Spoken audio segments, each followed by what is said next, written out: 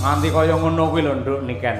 Pak mulih gemati karo sampeyan nganti tak gaweke tembang Putri Ndaha iki khusus spesial kangge panjenengan. Alhamdulillah matur sembah nuwun, Pak. Nggih, tur iki yen diwaca mudhun iki ya jenengmu iki. Nggih. Asmamu lah. Sandi Asma. Heeh, Dimas niken Salindri. Di kuwi Dimen Budaya Ngrembaka.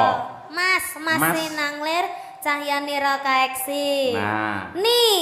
Nimas Musti Kaning Jantung. Kenyokang saking Ndaha. Salwirengreh nembang beksa wis kacakup. Lin Linambaran Sih kawelasan. Apa, Pak? Linambaran Jiwatama. Heeh. Terakhir Driya Sumarah mring Gusti. Nah. Saiki coba pangkurna maca pateh. Ayo tembangno. Nano ngono kae. Ayo. Timen buta yang ram bakat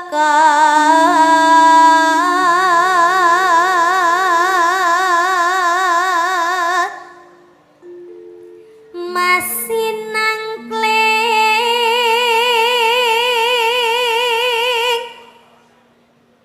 cahyane rokat eksi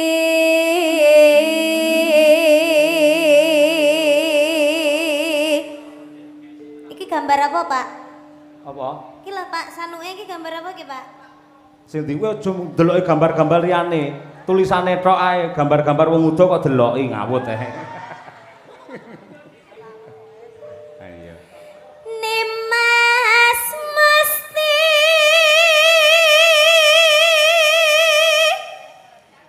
kaning jantung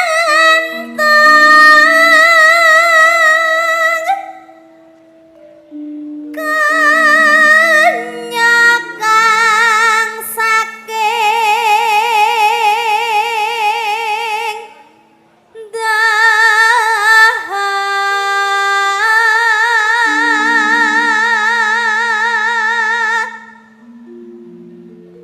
salawirengreh nambang baksa waska cakup linambaran Jiwatama. Intine keri dhewe iki pandongaku kuwi. Driya Sumarah mring Gusti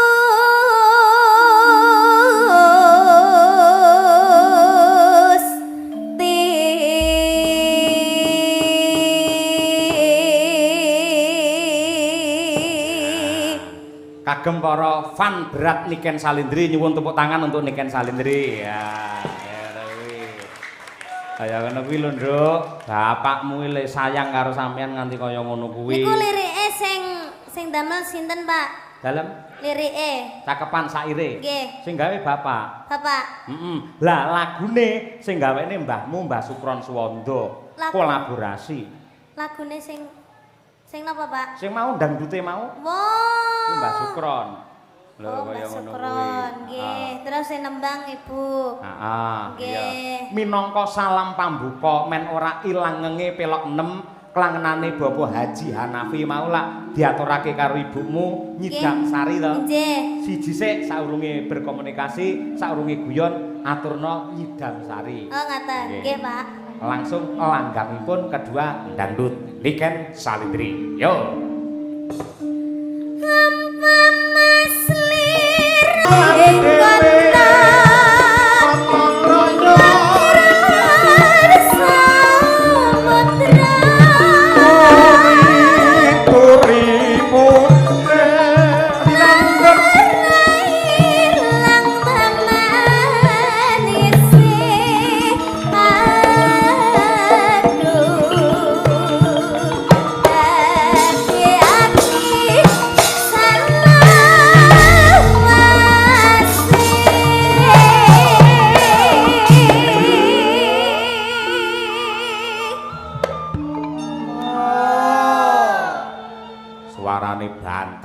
iya, Pak. Pancen ya kuwi powere iki luar biasa. Mongko ben dina ki yen perlu sedina sok ping 3 ping 4 ngono tanggapan. Ha iya suarane sih bantas kaya arep ngumbul-ngumbulke pendopo. Ha iya tenang. Terus Nduk, yo entekno.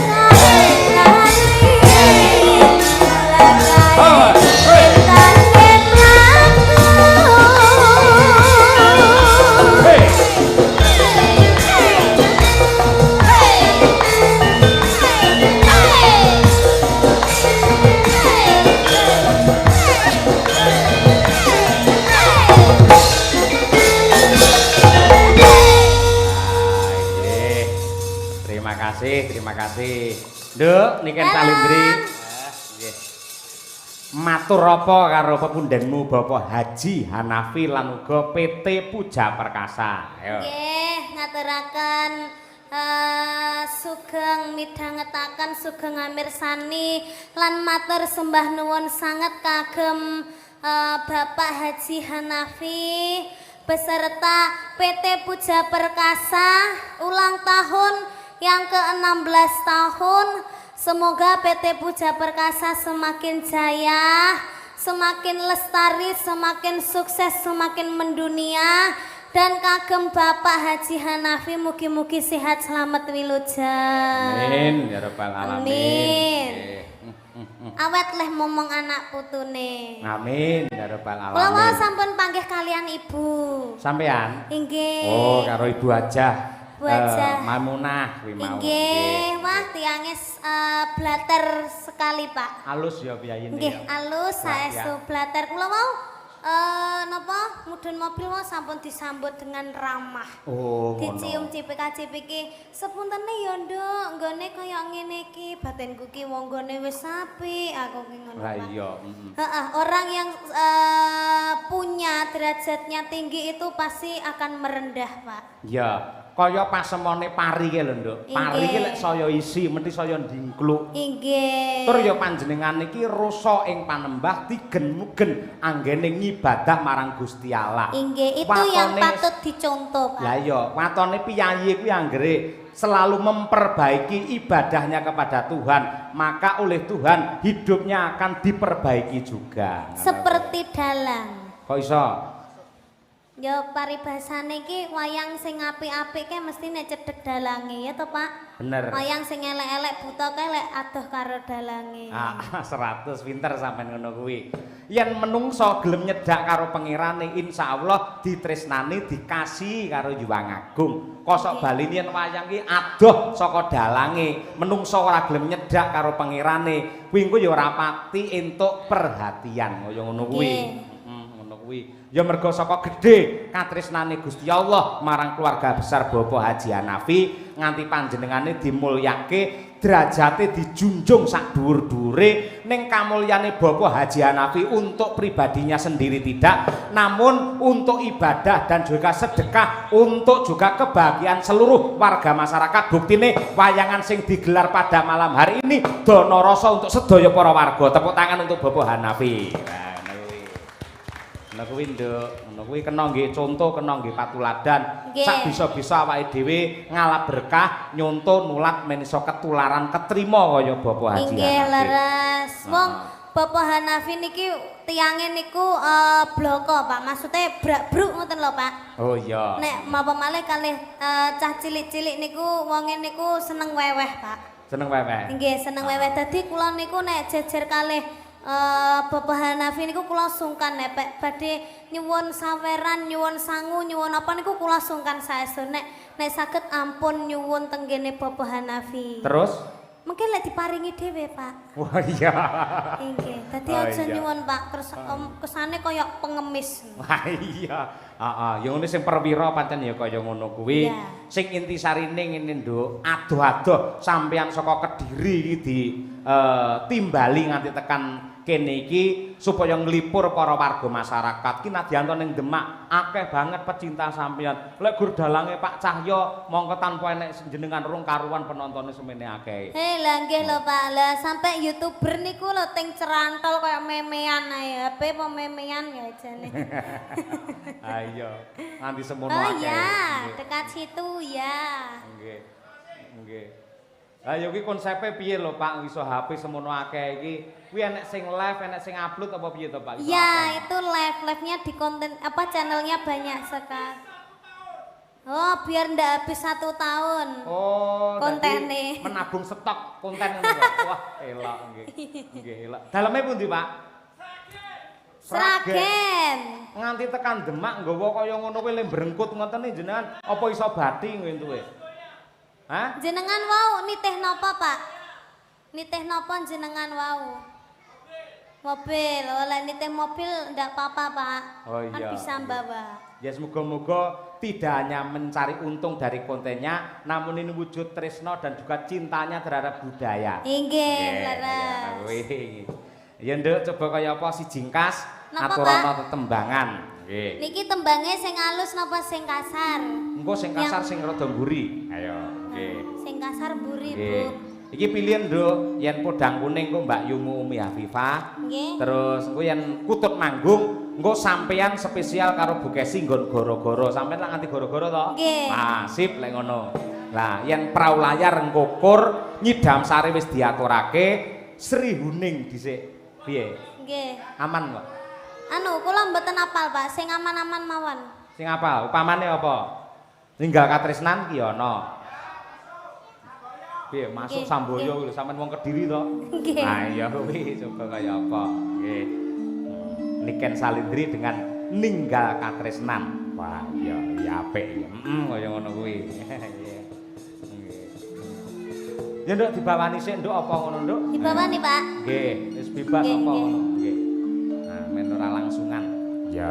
Ugi kula aturaken dumateng para gadang-gadang ingkang kepareng monitor lumantar streaming Kuntadi Channel, para tim biru lan ugi para-para ingkang sedaya mirsani subscriber Kuntadi Channel. Alhamdulillah kehadiran Niken Salindri penonton serentak mencapai 70.000 penonton pasang mata. Wah iya, terima kasih. Nggih. Nggih, golek ana Nduk apa ngono bawane coba. Apa ya, Pak? Nggih. Bawane, Pak. Pun bebas. Pangkurinoso kaya ya kena utawa apa Nduk ngono. Iya, iya, Pak. Nggih. Rinoso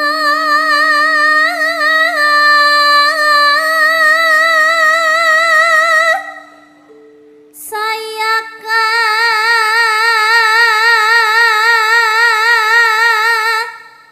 rasa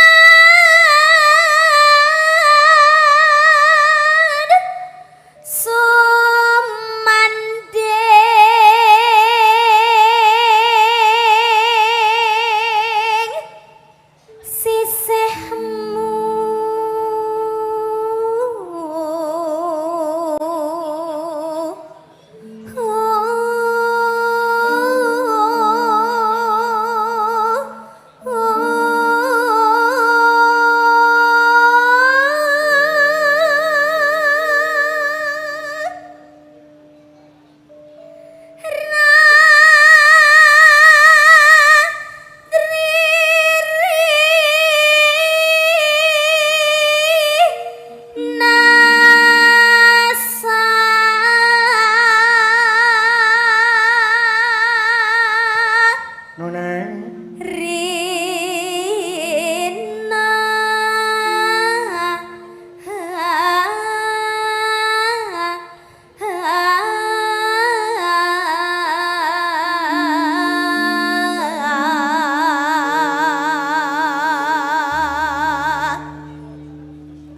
yen wis rina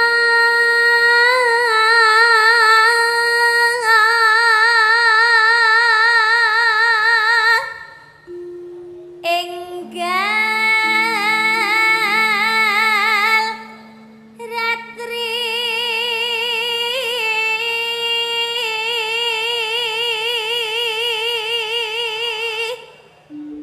kang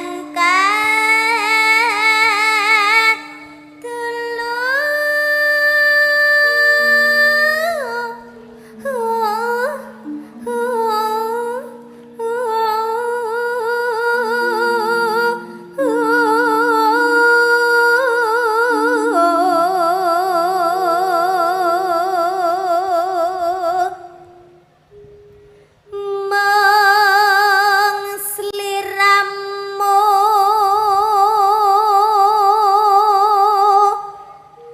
tanan liya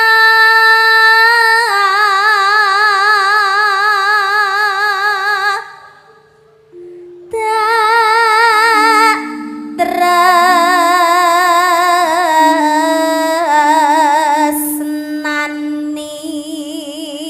lahir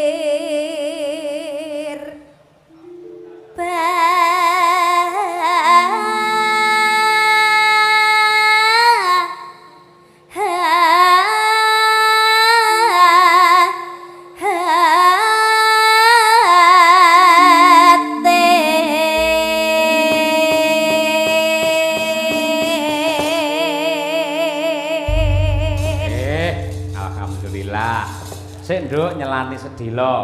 nggih Pak. Iki ana nawala. Assalamualaikum Mas Cahya Kuntadi, selamat pentas.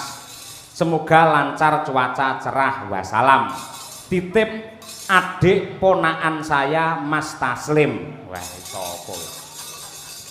Saking Bapak Suparno. Wih nggih Bapak, aman terkendali. Nggih, Mas Taslim teng mriki nggih dereng gondrong-gondrong, Pak. Lah iya. Ugi saking ibu kula Pati, Ibu Kastiah. Oh iya, sugeng laras Bu Kastiah. Menika dipun tembangaken kalian genduk Niken Salindri. Wah iya. Nyimak Pak Dalang, salam kagem caksi lover sedaya kemawon ing Laladan Demak. Iya akeh yo ana Mbak Kiki barang adoh saka Pati. Saking Pak Waris Sugiono. Wah iya. Ugi saking kula Larsa Madangkara. Pak Yaya kula hadir. Kok Larsa ora. Kon sekolah malah mulih ora. Angel tenan. Yo Nduk diaturake ninggal katresnan.